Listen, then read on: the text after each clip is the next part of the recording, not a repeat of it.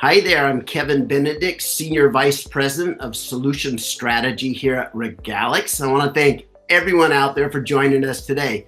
I'm just thrilled to have as my guest today, Patrick McCarthy from SAP. He's the SVP and General Manager of SAP Ariba. Patrick, thanks for joining us. Hey, my pleasure. Glad to be here. Where are you calling from today, Patrick? I'm in beautiful Chicago, Illinois today. All right. It's probably too early for snow, right? Thankfully, yes. We've got a little bit more time before we get All right. Yep, here in Boise, it's 75 today, so we're getting that Indian summer here as well. Great. So again, Patrick, thanks for joining us. SAP Ariba, to me, is one of the most interesting areas of SAP. Early in my career, I was involved in a lot of supply chain kinds of things and procurement and EDI and Swift. All these kinds of things, I think, kind of surround what you're doing there. But before we get into the details of SAP Ariba, Patrick, let's try to paint a picture. How did companies operate before there were cloud procurement platforms in place? What kinds of work was involved in creating a contract and then sending the paperwork back and forth? Just walk us through how the world worked before cloud-based procurement. Sure. Yeah, I think I started in supply chain and procurement also. I worked for PepsiCo, and I can tell you what we used to do when I was in a plant. I used to just buy what I wanted to buy. And so that was very problematic for companies because I'd enter into all different kinds of agreements. I was a business person trying to run my business. So, what that obviously meant is that in the old days, supply chain and procurement practices were incredibly fragmented. You had a lot of rogue spend. You had spend that was not consolidated for broader good or for broader purposes. You had people entering into all kinds of contractual agreements. And because it wasn't a core competence of a lot of these business owners, it wasn't something that was at the top of their list. They had businesses to run, and so they were going to do what was required in order to make that happen. So that sounds like job security for a lot of different positions, because if the individual left, nobody would know what was put in place.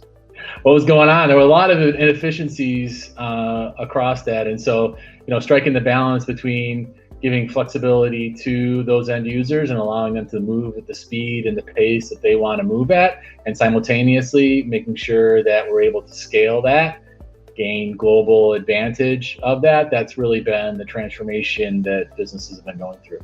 Wow, that's brilliant. I can remember sitting in conference rooms with the team in our supply chain and the manufacturing team and saying, we want to engage in just-in-time manufacturing and just-in-time inventory. Yeah. So here's the spreadsheets we'll use. And I looked at that and went, now, wait a minute. If we have to use spreadsheets, how can that be just-in-time and just, it was crazy. And the only person that knew how to do those spreadsheets and where they resided in the system was on somebody's desktop, and if they went on vacation, it was problematic. Yeah, Dave knew. Yeah, Dave knew, and when Dave left, that all that intellectual property left with Dave. Yeah. That's crazy. So now, in that era, when you didn't have everything on a platform and in a system, there was a lot of non-standard practices, as we just talked about. Some people were using spreadsheets, other people EDI, other people variations of XML and data exchanges and things like that. What kind of inefficiencies did you guys, with your cloud-based procurement process, have? What kind of inefficiencies did you guys get rid of by standardizing all these things?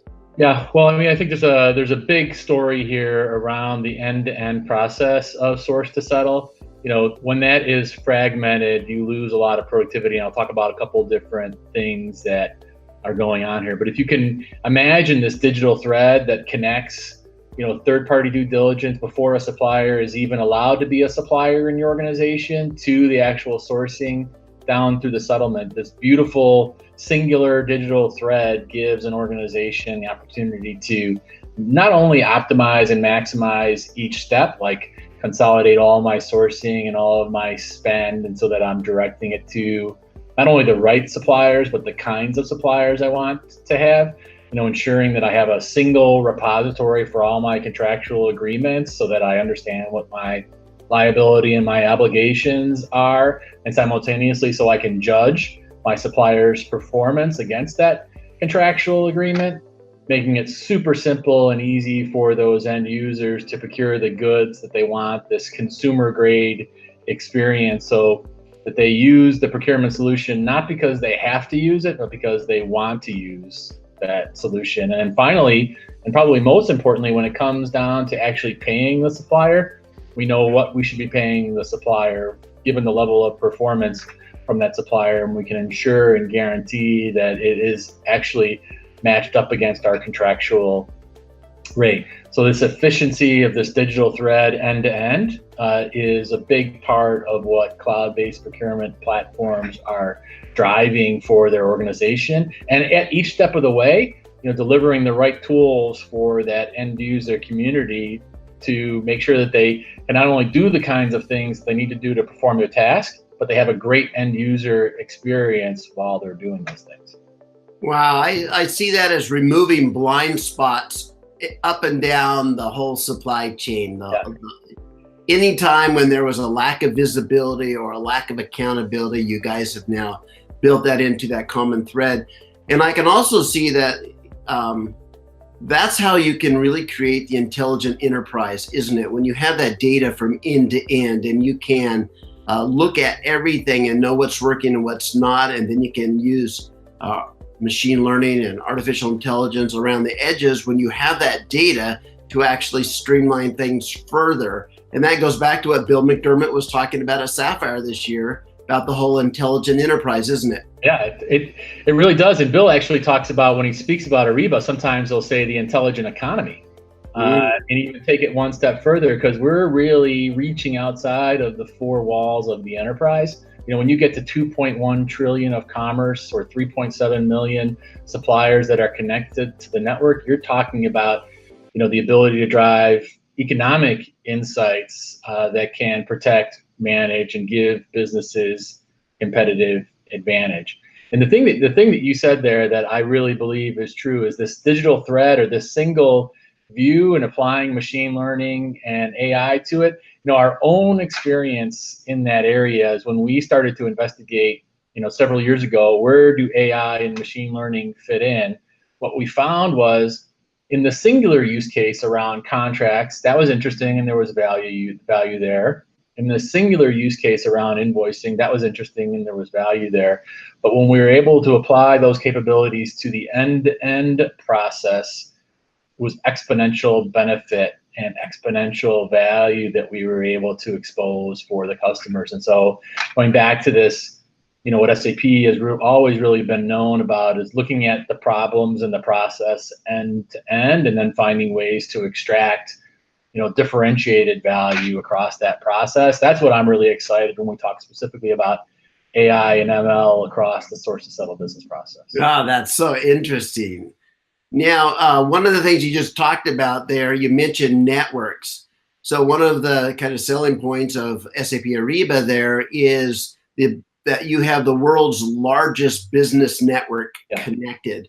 What is significant about that, and where is the value realized by customers? Yeah, I think there's three things that I'll talk about. And you mentioned EDI previously, so let's just start with that. A network is about real-time integration of businesses. EDI was a way to integrate businesses, but it wasn't real time. And you know this if you've worked in EDI. In most customers, EDI is batched up for a day. Then we send it over to our supplier or to our customer. Then it gets unpacked. Then the errors get found. And all of a sudden, 3 or 4 or 5 days later, what happened on Monday is recognized on Thursday in the organization you sent that to. What we talk about in a network is real-time connectivity. What's happening in your operation and what's happening in your business can be shared on demand with the people that need to know about it. So that in and of itself is a huge advantage that a network provides. The second thing about the size of the network that we talked about, imagine if you were, I'll give the simple example. Imagine you landed in the airport, you opened up your Uber application, and there was nobody there to give you a ride.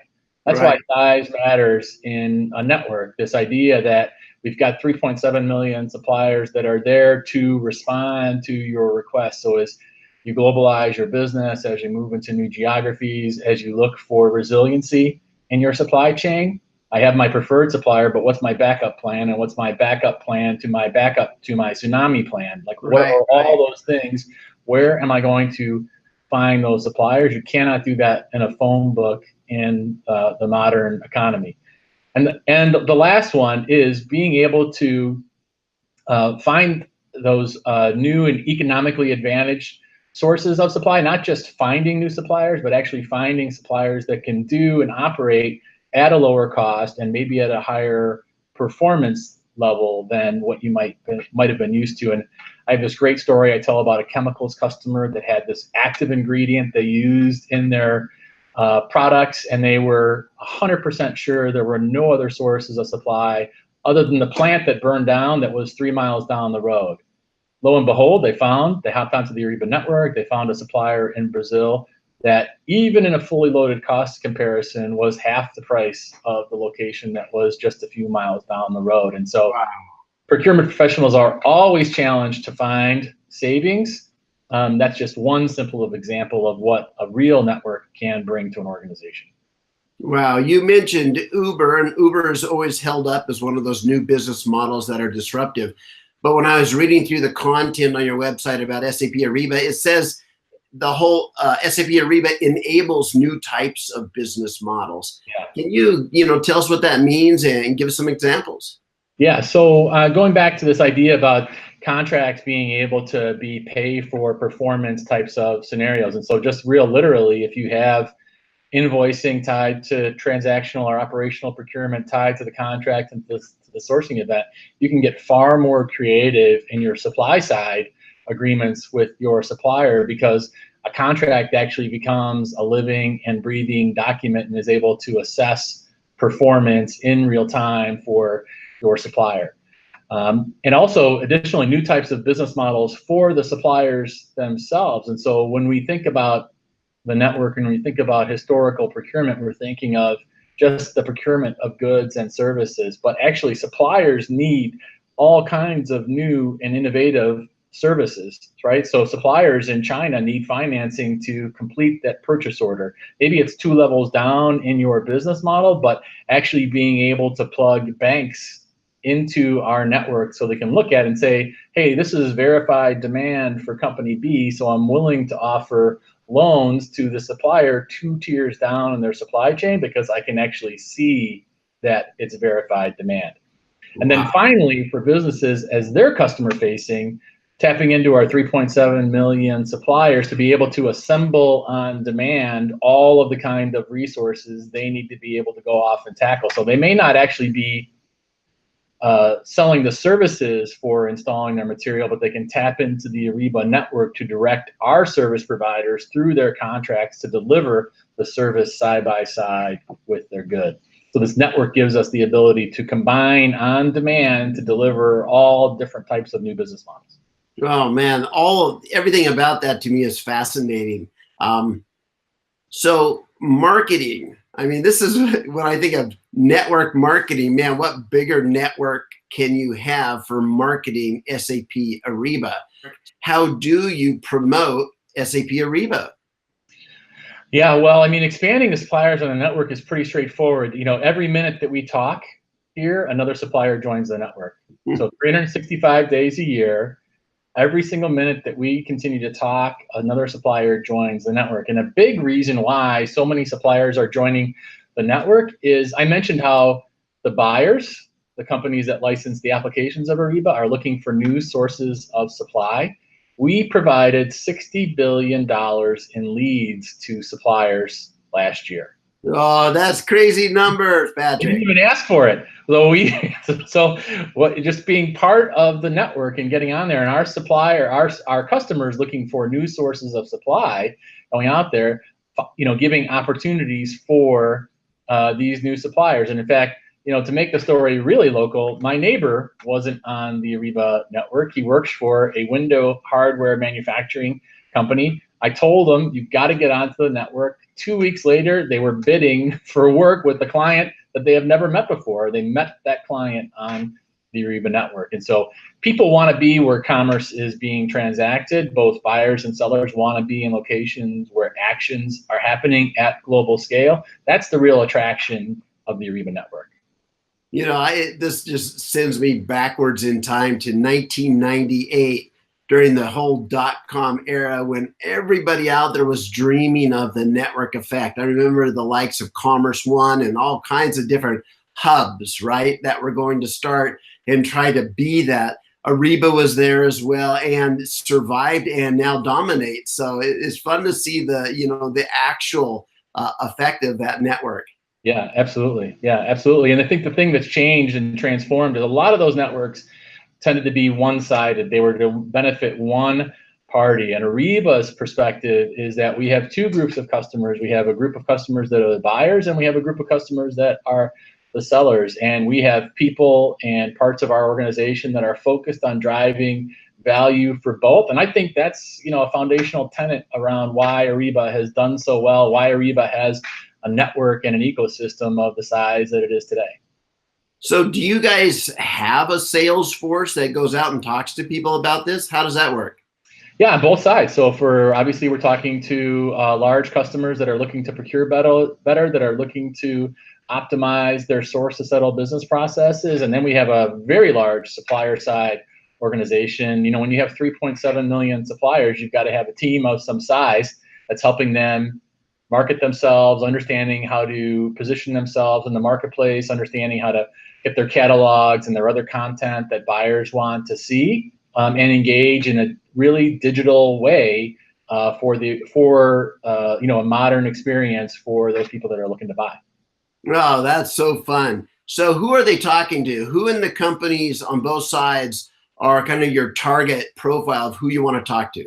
Yeah, so on the buy side, we're talking to the CPO and the CFO, and now also the Senior Vice President of Supply Chain.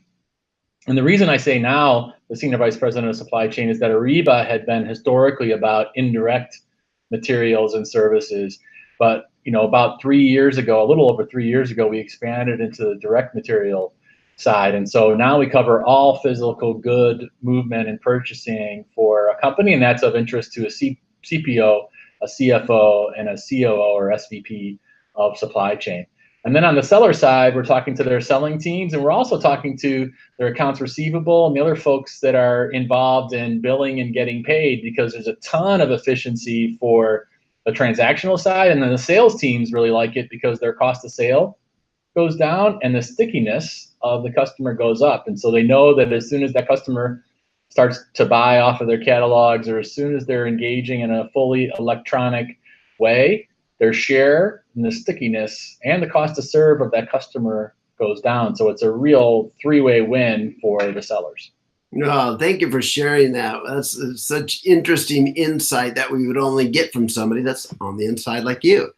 So, Patrick, you've been involved in the go-to-market strategy and the sales side and the marketing side of this product. How have you seen the digital transformation wave actually impact your sales and marketing organization internally there at SAP? Yeah, I think, for one, the user experience is so important, and we have, really focused on, are we providing a consumer-grade user experience? And, we have a solution that's called guided buying that for transactional procurement, which is the largest purchasing population inside of a company. We've gone from 0 users of that solution because it was brand new 2 years ago to just over 2 million users of that solution. And so it's this massive user population, and we know we got the user experience right. You can't get to 2 million users of a solution unless you do get the user experience right. So I'm super excited about what digital transformation has done for that group, where their 9 to 5 work life feels just like their 5 to 9 home life. So there's no difference in the experience they have in their in the office solution versus in the home solutions. The second one is this time visibility and just how the pace of things has changed. And so this digital transformation, companies cannot wait for batch processing anywhere in their cycle. And so that's the other thing that we're really seeing is the speed, the velocity, and the flexibility that customers need in their supply chain is really dominating the conversations that we had. Wow, thank you for sharing that. Let's get even more tactical. Let's talk about content. Sure. So in your job over the last, let's just say 3 years, 36 months, how have consumers and your target markets actually changed their behaviors and the way they consume content? Did they used to, did you used to have long form white papers up that explained everything and people were willing to watch it, and now they've switched to podcasts and video? Or how have you seen content consumption change? Well, I mean, the person that's actually doing the evaluation is far more knowledgeable, even in the last 3 years. So much publicly available content is to the end user, and they wait to engage organizations until they feel like they really have a grip or a grasp. And so what that means for us as an organization is that we have to be a lot deeper in our content. So we spend a lot of time not only talking about our solution, but I just had University of Tennessee professor come on and talk to the team about modern practices and strategic sourcing. What are tactics that customers are using in operational procurement? We really need to be experts, not only in our technology, but in business processes. So that would be number one. Mm-hmm. Number two, people do still want long form white papers, but not in the volume or not at the pace that we've done previously. They do want shorter snippets, and they want us to understand them better and be able to kind of digest that out. And so you cannot just flip content to somebody and say it's on page 75 of a 118-page deck. You really need to be able to customize and personalize that content for that end user, because they're not going to take 45 minutes to work their way through it themselves. The pace of their business and their lives to put that down. We're doing podcasts. I do something called PAT chats, which are procurement and technology chats with CPOs. I release one every month. I don't talk anything about technology.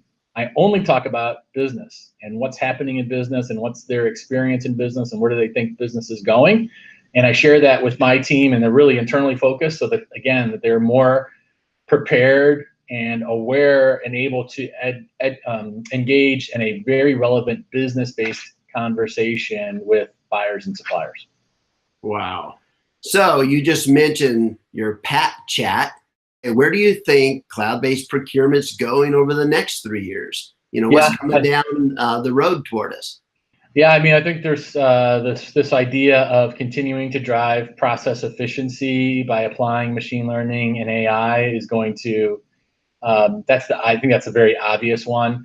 I think blockchain is going to continue to influence, private business relationships for exchange of information and tracking of goods and services as they happen, whether it's co-manufacturing in life sciences or even in industrial machinery and component. That's going to become an even bigger part of what goes on today. I think what's going to happen in the network is going to continue to expand in the kinds of things that happen over the network, not just a PO and an invoice, but financing, quality, third-party inspections, all of this information and these processes that are part of the source to settle business process but are happening outside of it today are going to continue to get wed in there. And so you're going to start to see more and more kinds of capabilities be built into the network. And then once we can see all of that, the opportunity to optimize that at a real scale. So if I'm a life sciences manufacturer and I need to see not only my supplier, but my supplier's supplier and my supplier's supplier's supplier's supplier, end-tier visibility, and I want to optimize that, that's where I think the network is going to really drive some exponential capabilities for clients. Wow, and I can see that's a convergence also of the Internet of Things, where you do have visibility into the location of various supplies and materials. And I remember working on this big project when I was focused on enterprise mobility, where we would follow cattle from hoof to shelf. So we knew exactly where they came from, what other cattle, cows were they with in a herd. So if that one had a disease, the others could be tracked. Oh man. And all of that can be done through RFID and through Internet of Things and sensors and all of that, which could feed right into that visibility of the entire supply chain. Yeah, and this idea that you mentioned there about, I think there's something else along those lines about purpose. I think businesses, we talk a lot about the chief procurement officer becoming the chief purpose officer. And it's 2018, and it seems crazy that we're talking about slavery in supply chains, or conflict minerals in supply chains, or child labor in supply chains, but those things are happening, and organizations need to be able to put the controls and the visibility and the insights to make sure that they're doing good in the world and not doing harm, and that they can procure items and goods at a reasonable cost, but not at the expense of someone else around the world. And this idea of networks and applications and just the desire to do those right things in the world, I think is really, really an exciting aspect of what's going on in the source to settle space right now. Oh, that's beautiful. Thank you for sharing that. I can see an incredible amount of application for that, from diamonds to oil to, all of that, so that the network can actually be a force for good. That's right. So with that, Patrick, that's brilliant. Thank you for sharing your expertise, your knowledge, your experiences with all of us. Kevin, great to speak with you, and thanks everybody for joining today. Yes, and thank you out there, everyone.